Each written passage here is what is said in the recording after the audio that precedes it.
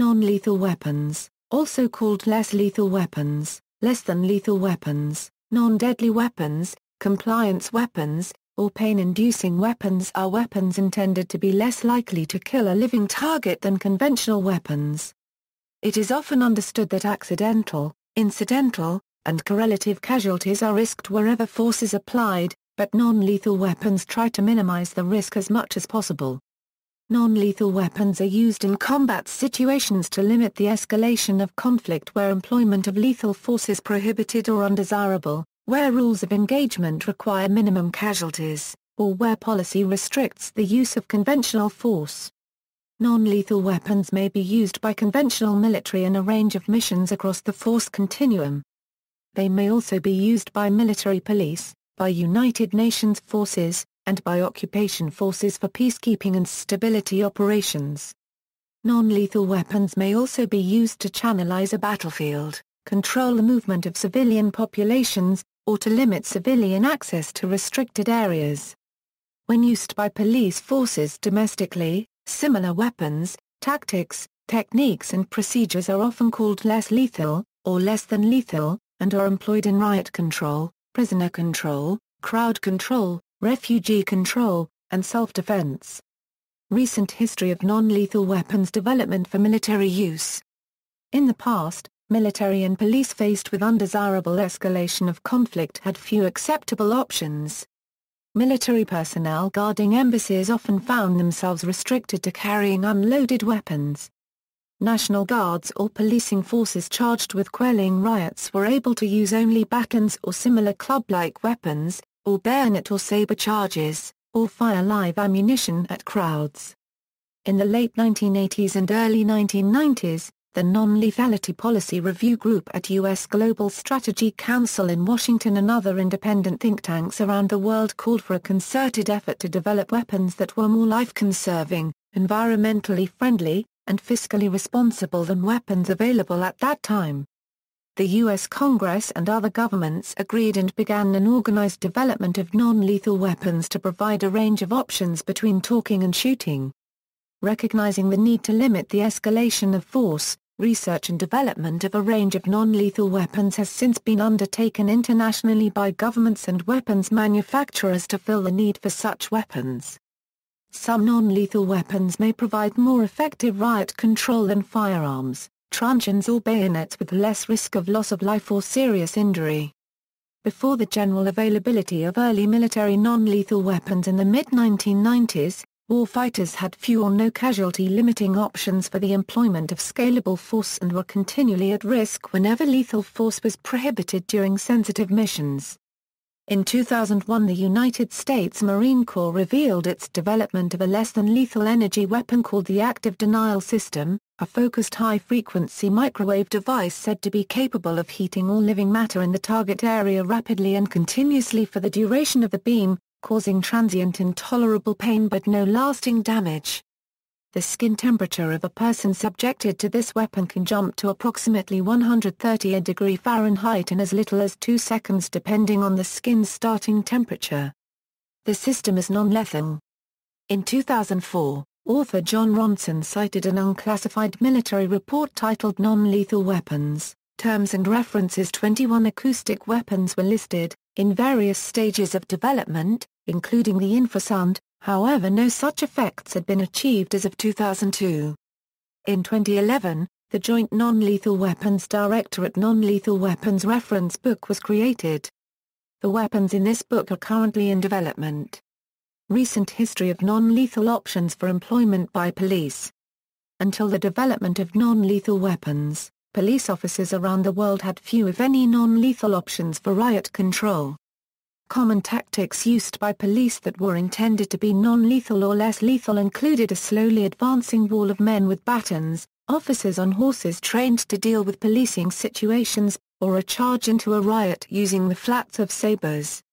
Other reasonably successful approaches included shotguns with lower-powered cartridges, salt shells, using beanbag rounds and ricocheting the shot off of the ground.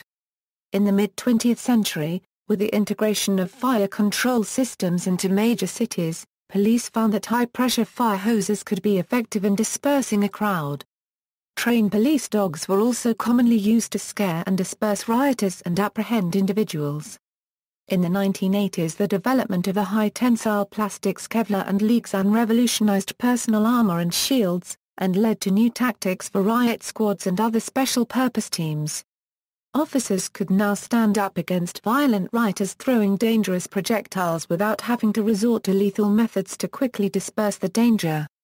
Coupled with the introduction of effective non-lethal chemical agents such as tear gas and offensive odor canisters, and non-lethal impact rounds such as rubber bullets and beanbag flexible baton rounds, riot tactics were modified to rely less on violent response to attacking rioters than on a return to the slowly advancing war, with supporting officers firing non-lethal ordnance into the crowd to discourage advance.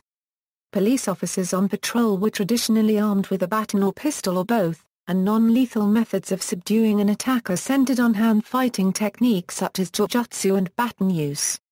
In the 1980s and 1990s, officers began deploying non-lethal personal sidearms such as pepper sprays, and eventually electroshock weapons such as tasers, which were developed for use by police and also found markets in self-defense by private citizens. However, these weapons were developed for non-lethal resolution of a one-on-one conflict. During the 1990s and early 2000s, interest in various other forms of less-than-lethal weapons for military and police use rose. Amongst other factors, the use of less-than-lethal weapons may be legal under international law and treaty in situations where weapons such as aerosol sprays or gases defined as chemical are not. Less-than-lethal weapons are also useful in keeping the peace in the aftermath of violent conflict. Between the years of 1987 and 1990, after a 3-year field study by the FBI's Firearms Training Unit. In 1990, the use of oleoresin capsicum was first issued and used by the FBI as the first official law enforcement agency. In the late 1990s and early 2000s, police began to adopt a new pepper spray delivery system based on the equipment used in paintballs. A specialized paintball, called a pepperball, is filled with liquid or powdered capsaicin, the active ingredient in pepper spray, and is propelled by compressed gas using a paintball marker similar to those used for the sport but operating at higher pressure.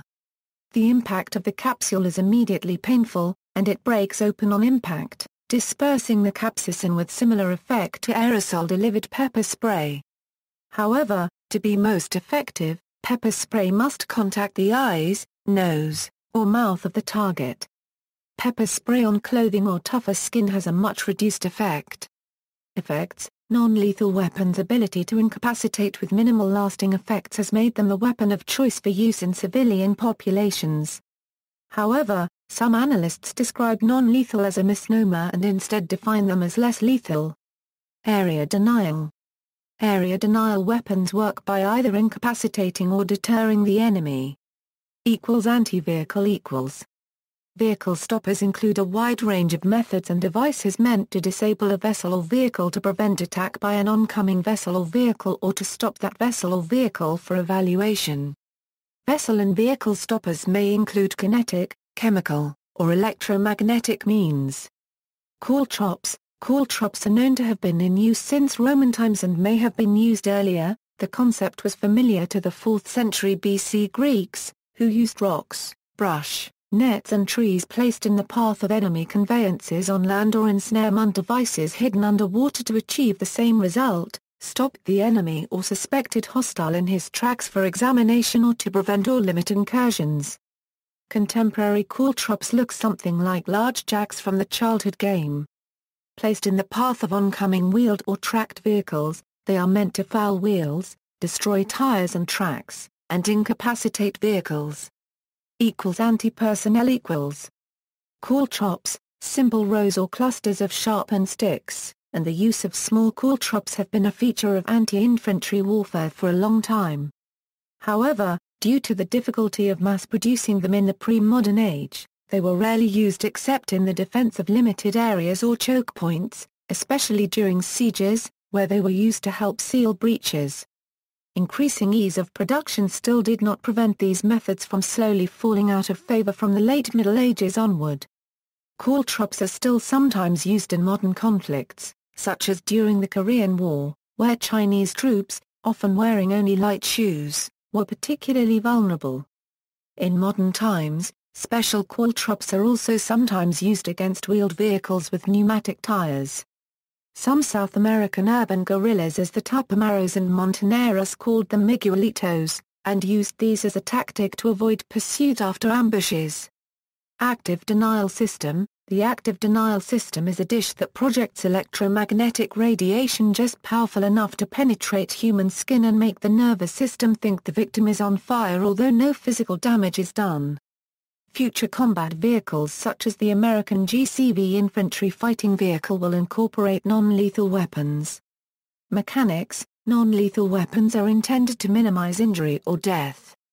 While people are occasionally seriously injured or killed by these weapons, fatalities are relatively infrequent.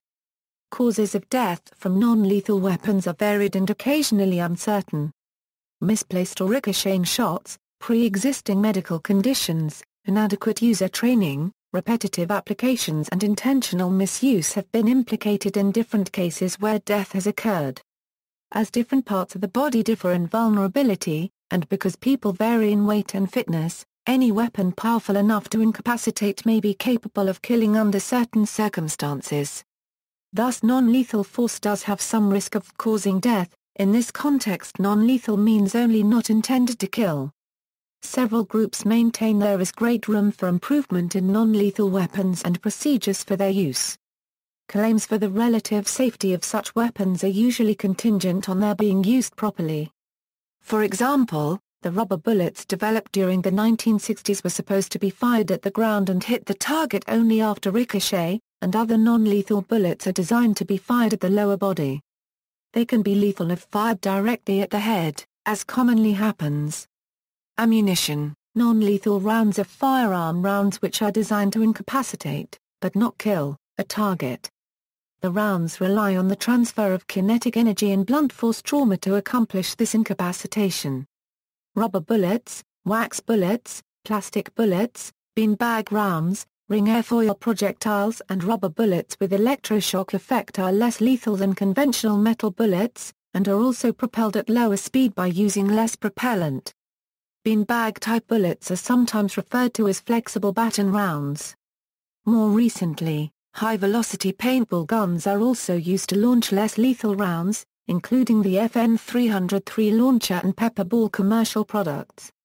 There is also the variable velocity weapon concept, for which a propulsion energy source may not yet have been clearly established and/or finalized.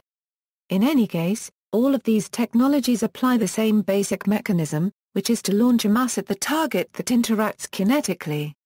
Explosives. Hand grenades come in several less lethal varieties, such as flashbang grenades, sting grenades with rubber shrapnel, and grenades designed to release chemical irritants. In 1972 stun grenades were used to capture the hijacked Sabena Flight 571, allowing the Israeli forces headed by Ehud Barak and including Benjamin Netanyahu to storm the plane and take it over within 10 minutes while capturing 2 terrorists and killing Ali Taha, the leader of the terrorist group and his aide, while rescuing all passengers. A stun grenade was apparently used by members of the IHH against the IDF soldiers during the Gaza flotilla raid at the beginning of the IDF storming of the Mavi Marmara. In June 2010 in Kenya, a stun grenade was used to draw attention, and then a real grenade along with an explosive package were used, killing many people. In April during the 2010 Kyrgyzstani uprising, police attempted to use stun grenades to stop a demonstration but the crowd overwhelmed the police. In March stun grenades were used by Belarusian police in Minsk against demonstrators, and again in September they were used by Greek police in Athens. In both cases the demonstrations were dispersed with no injuries. In February 2011 stun grenades were seen used by Egyptian police against rioters. Gases and sprays. Water. Water cannons are commonly used in crowd and riot control, for dispersal or to prevent movement on a particular position. These water cannons are like pressure washers, but not quite as strong. Water-filled rounds for small arms are in experimental stages. Scent-based weapons. Malodorants produce smells so horrible they cause people to leave the affected area. In 2008, the Israeli Defense Forces began using skunk for crowd control. It is a form of mist sprayed from a water cannon, which leaves a terrible odor of rot or sewage on whatever it touches, and does not wash off easily. Pepper spray. The active ingredient in pepper spray is oleoresin capsicum, an acrid irritant chemical derived from cayenne pepper plants. A 1998 estimate by the International Association of Chiefs of Police suggested at least 113 pepper spray-related fatalities had occurred in the United States, all with aggravating factors such as intoxication, pre-existing health problems, or from the police use of airway-restrictive immobilizing holds that can cause positional asphyxia. The Southern California chapter of the American Civil Liberties Union recommends against maximal prone restraint techniques following pepper spray application, and they caution that anyone sprayed should be monitored to ensure effective breathing. Tear gas. The use of chemical weapons such as tear gas and pepper spray has come under increasing scrutiny and criticism due to studies showing serious long-term side effects. Many police forces are no longer exposing their members to the chemicals during training. Journalist Ruba Copyright N. Salazar was killed in Los Angeles in 1970 by an errant CS gas canister during the Chicano riots. Mace. Often promoted for self-defense, mace is a spray of various formulations, that may include tear gas, pepper spray, and phenyl chloride. Psychochemical. Psychochemical weapons are psychoactive drugs, such as BZ, LSD, Colocol-1, EA3167, and 3-methylamphetamine designed to have a disorienting effect when used during combat or interrogation. Sleep gas. During the 2002 Moscow theater hostage crisis, Russian special forces used an unidentified gas in an attempt to induce sleep in both hostages and terrorists.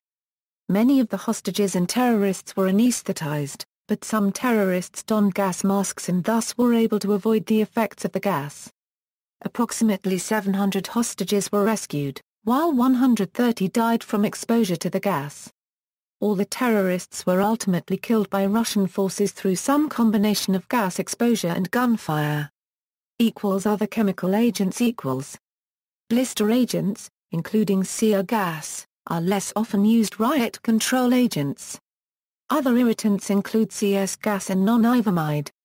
Sticky foam. Sticky foam was tried by the U.S. Marine Corps in the peacekeeping Operation United Shield in 1995 with some success, but as a result various complications in its field use were also discovered. Electroshock weapons. Electroshock weapons are incapacitant weapons used for subduing a person by administering electric shock aimed at disrupting superficial muscle functions. One type is a conductive energy device, an electroshock gun popularly known by the brand name Taser, which fires projectiles that administer the shock through a thin, flexible wire. Other electroshock weapons such as stun guns, stun batons, and electroshock belts administer an electric shock by direct contact. Directed energy weapons. Directed energy weapons are weapons that emit energy in an aimed direction without the means of a projectile. They are non-lethal and can immobilize people as well as machines. Directed energy weapons include electromagnetic weapons, particle beam weapons, and sonic weapons. Safety and legal status. In the United States of America, the University of Texas Austin Institute for Advanced Technology conducts basic research to advance electrodynamics and hypervelocity physics related to electromagnetic weapons. Although generally considered non-lethal weapons, electromagnetic weapons do pose health threats to humans. In fact, non-lethal weapons can sometimes be deadly. United States Department of Defense policy explicitly states that non-lethal weapons shall not be required to have a zero probability of producing fatalities or permanent injuries. Although a Human Effects Advisory Panel was established in 1998 to provide independent assessment on human effects, data, and models for the use of non-lethal weapons on the general population, the TECOM Technology Symposium in 1997 concluded on non-lethal weapons, determining the target effects on personnel as the greatest challenge to the testing community, primarily because the potential of injury and death severely limits human tests. However, directed energy weapons that target the central nervous system and cause neurophysiological disorders may violate the Convention on Certain Conventional Weapons of 1980. And weapons that go beyond non-lethal intentions and cause superfluous injury or unnecessary suffering could violate the Protocol I to the Geneva Conventions of 1977. Safety and evaluation of the physical and psychological effects of the long-term or repetitive uses of the pain-inducing non-lethal weapons on humans have not been well understood or studied in any great details. Any such studies require explicit consent of all participants so as not to violate the UN Convention Against Torture and Other Cruelties. Misuse. Pepper spray is one non-lethal weapon alleged to have been misused by police. In 2 incidents in California in 1997, police swabbed pepper spray directly into the eyes of protesters. Amnesty International condemned these actions, and claimed that they were likely a violation of the 1984 United Nations Convention Against Torture.